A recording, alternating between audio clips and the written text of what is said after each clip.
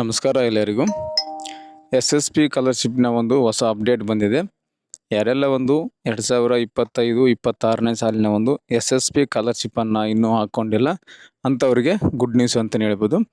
ಎಲ್ಲ ಒಂದು ಇಲಾಖೆಯ ಒಂದು ಅಪ್ಲಿಕೇಶನ್ಗಳನ್ನು ಡೇಟನ್ನು ಎಕ್ಸ್ಟೆಂಡ್ ಮಾಡಿ ಅವಕಾಶವನ್ನು ಕೊಟ್ಟಿದ್ದಾರೆ. ಇವಾಗ ಯಾವ್ಯಾವ ಇಲಾಖೆಯವರು ಈ ಒಂದು ಡೇಟನ್ನು ಎಕ್ಸ್ಟೆಂಡನ್ನು ಮಾಡಿದ್ದಾರೆ ಅಂತ ಡಿಟೇಲ್ ಆಗಿ ನಿಮಗೆ ಹೇಳ್ತಾ ಹೋಗ್ತೀನಿ. ವಿಡಿಯೋನ ಪೂರ್ತಿಯಾಗಿ ನೋಡಿ. ಸ್ನೇಹಿತರೆ, ಒಂದು ಮೆಟ್ರಿಕ್ ನಂತರದ ವಿದ್ಯಾರ್ಥಿ ವೇತನಕ್ಕೆ ಅರ್ಜಿ ಸಲ್ಲಿಸೋಕ್ಕೆ ಫೆಬ್ರವರಿ 28 ಕೊನೆಯ ದಿನಾಂಕ ಇತ್ತು. ಅದನ್ನು ಇವಾಗ ಡೇಟನ್ನು ಎಕ್ಸ್ಟೆಂಡ್ ಮಾಡಿ ಅವಕಾಶವನ್ನು ಕೊಟ್ಟಿದ್ದಾರೆ. ಈಗ ನೋಡ್ತಾ ಇದ್ದೀರಾ, SSP ಪೋರ್ಟಲಲ್ಲಿ last date for application submission click here ಅಂತಿದೆ. ಇದನ್ನು ಕ್ಲಿಕ್ ಮಾಡ್ಕೊಂಡಾಗ ನಿಮಗೆ ಎಲ್ಲ ಒಂದು ಇಲಾಖೆಯ ಒಂದು ಕೊನೆಯ ದಿನಾಂಕ ನಿಮಗೆ ಇಲ್ಲಿ ಶೋ ಆಗುತ್ತಾ ಹೋಗುತ್ತೆ. ಮೊದಲನೇದಾಗಿ ವಿಕಲಚೇತನ ಕಲ್ಯಾಣ ಇಲಾಖೆ ಮೆಟ್ರಿಕ್ ನಂತರ ವಿದ್ಯಾರ್ಥಿ ವೇತನಕ್ಕೆ ಅರ್ಜಿ ಸಲ್ಲಿಸಲು ಕೊನೆಯ ದಿನಾಂಕ 31/1/2026ಕ್ಕೆ ಕೊನೆಯ ದಿನಾಂಕ ಆಗಿದೆ. ಇದು ಯಾವುದೇ ರೀತಿ ಎಕ್ಸ್ಟೆಂಡ್ ಆಗಿಲ್ಲ. ಹ್ಯಾಂಡಿಕ್ಯಾಪ್ ಸ್ಕಾಲರ್ಶಿಪ್ಪು ಎಕ್ಸ್ಟೆಂಡ್ ಆಗಿಲ್ಲ. ಅದೇ ರೀತಿಯಾಗಿ ಕಾಲೇಜು ಶಿಕ್ಷಣ ಇಲಾಖೆ ಮೆಟ್ರಿಕ್ ನಂತರ ವಿದ್ಯಾರ್ಥಿ ವೇತನ 28/2ಕ್ಕೆ ಕೊನೆಯ ದಿನಾಂಕ ಇತ್ತು. ಅದು ಕೂಡ ಡೇಟ್ ಎಕ್ಸ್ಟೆಂಡ್ ಆಗಿಲ್ಲ, ಅಲ್ಲಿಗೆ ಕೊನೆಯ ದಿನಾಂಕ ಆಗಿದೆ. ಅದಾದ ನಂತರ ಮತ್ತು ಹಿಂದುಳಿದ ವರ್ಗ ಇಲಾಖೆ ಏನಿದೆ ನೋಡಿ, OBC, ಆ ಒಂದು OBC ಅವರು 5/3/2026ವರೆಗೂ ಅವಕಾಶವನ್ನು ಕೊಟ್ಟಿದ್ದಾರೆ. ಹಿಂದುಳಿದ ವರ್ಗ ಇಲಾಖೆದವರು ಮಾತ್ರ ಕೇವಲ ಒಂದು 5 ದಿನ ಮಾತ್ರ ಕೊಟ್ಟಿದ್ದಾರೆ. ಮಾರ್ಚ್ 5ರವರೆಗೆ ಅಪ್ಲಿಕೇಶನ್ ಹಾಕೋಬೋದು. ಮತ್ತು ಆರ್ಯವೈಶ್ಯ ಇಲಾಖೆ ಮೆಟ್ರಿಕ್ ನಂತರದ ವಿದ್ಯಾರ್ಥಿ ವೇತನಕ್ಕೆ ಅರ್ಜಿ ಸಲ್ಲಿಸೋರು 15/3/2026ವರೆಗೂ ಅವಕಾಶವನ್ನು ಕೊಟ್ಟಿದ್ದಾರೆ. ಅಂದರೆ 15 ದಿನ ಅವಕಾಶವನ್ನು ಕೊಟ್ಟಿದ್ದಾರೆ.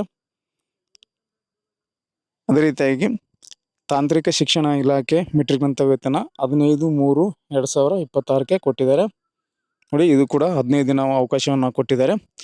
ಅದೇ ರೀತಿಯಾಗಿ ಕರ್ನಾಟಕ ರಾಜ್ಯ ಬ್ರಾಹ್ಮಣ ಅಭಿವೃದ್ಧಿ ಮಂಡಳಿ ಮೆಟ್ರಿಕ್ ನಂತರ ವೇತನ ಇದು ಕೂಡ 15/3/2026ವರೆಗೂ ಅವಕಾಶವನ್ನು ಕೊಟ್ಟಿದ್ದಾರೆ. 15 ದಿನ ಅವಕಾಶವನ್ನು ಕೊಟ್ಟಿದ್ದಾರೆ. ಅದೇ ರೀತಿಯಾಗಿ ಅಲ್ಪಸಂಖ್ಯಾತರ ಕಲ್ಯಾಣ ಇಲಾಖೆ ಮೆಟ್ರಿಕ್ ನಂತರ ವೇತನ ಇದು ಕೂಡ 15/3/2026ವರೆಗೂ ಕೊಟ್ಟಿದ್ದಾರೆ.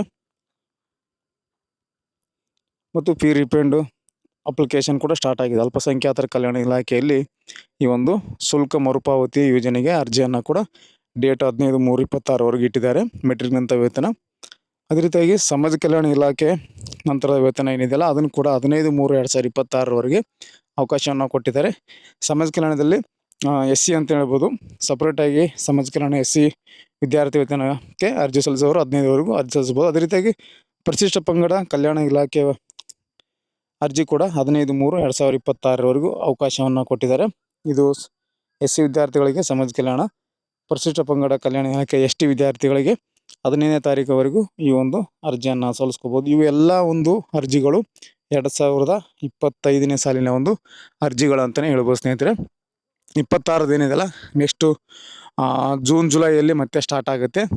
ಹೊಸ ಅಡ್ಮಿಷನ್ ಏನು ಪ್ರಾರಂಭ ಆಗುತ್ತಲ್ಲ 2026ರಲ್ಲಿ ಹೊಸ ಒಂದು ಅಡ್ಮಿಷನ್ ಪ್ರಾರಂಭ ಆದಾಗ ಮತ್ತೆ ಒಂದು ಸಲ ಅರ್ಜಿಯನ್ನು ಕರೀತಾರೆ 26ದು. ಇದೆಲ್ಲ 25ನೇ ಸಾಲಿನ ಒಂದು ಅರ್ಜಿಗಳು. ಇನ್ನೂ ಕೂಡ ಡೇಟನ್ನು ಎಕ್ಸ್ಟೆಂಡ್ ಕೊಟ್ಟಿದ್ದಾರೆ. ಕೆಲವೊಬ್ಬರು ಅರ್ಜಿ ಹಾಕ್ಕೊಂಡಿಲ್ಲ, ಅಂಥವರಿಗೆ ಅವಕಾಶವನ್ನು ಮತ್ತೊಮ್ಮೆ ಕೊಟ್ಟಿದ್ದಾರೆ. ಯಾರೆಲ್ಲ ಒಂದು SSP ಸ್ಕಾಲರ್ಶಿಪ್ ಹಾಕ್ಕೊಂಡಿಲ್ಲ ಅಂಥವರು ಹಾಕೋಬೋದು. ಯಾವ ರೀತಿ ಅರ್ಜಿಯನ್ನು ಸಲ್ಲಿಸ್ಕೋದು ನಿಮ್ಮ ಮೊಬೈಲ್ನಲ್ಲೇ, ಮತ್ತು NSP OTR ಮಾಡುವುದು ಯಾವ ರೀತಿ, ಸಂಪೂರ್ಣ ವಿಡಿಯೋ ಕೂಡ ಮಾಡಿದ್ದೇನೆ. 2-3 ನಾನು ಅಪ್ಲಿಕೇಶನ್ ಹಾಕೋದು ಮತ್ತು NSP OTR ಯಾವ ರೀತಿ ಮಾಡೋದು ಅಂತ ತಿಳಿಸ್ಕೊಟ್ಟಿದ್ದೀನಿ.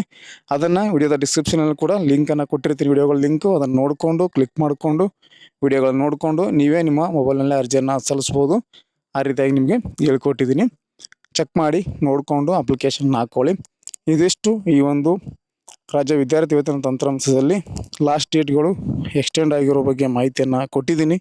ಈ ಒಂದು ಮಾಹಿತಿ ನಿಮಗೆ ಉಪಯುಕ್ತ ಆಗಿದೆ ಅಂತ ಅನ್ಕೋತೀನಿ. ಸ್ನೇಹಿತರೆ, ಏನಾದರೂ ಡೌಟ್ಸ್ ಇದ್ದರೆ ಕಮೆಂಟ್ ಮಾಡಿ, ಕಮೆಂಟಲ್ಲೇ ನಿಮಗೆ ಉತ್ತರನ ಕೊಡ್ತೀನಿ ಅಂತ ಹೇಳ್ತೆ. Thank you. Thanks for the watching.